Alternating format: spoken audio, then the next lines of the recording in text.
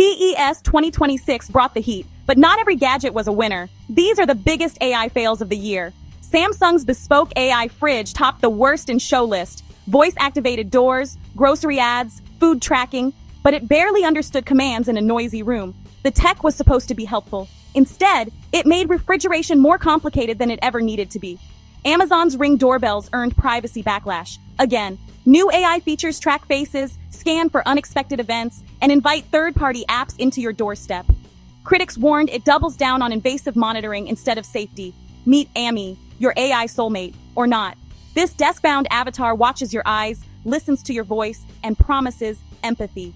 The crowd found it disturbing. A candy that plays music? Cool. But when it becomes toxic e-waste after one use? Not so sweet.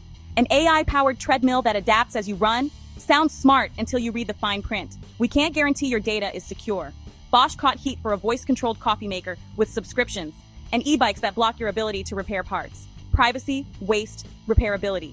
These anti-awards aren't just jokes. They highlight real problems in tech design. Sometimes the future needs a reboot. Stay tuned for more and subscribe to never miss a tech beat.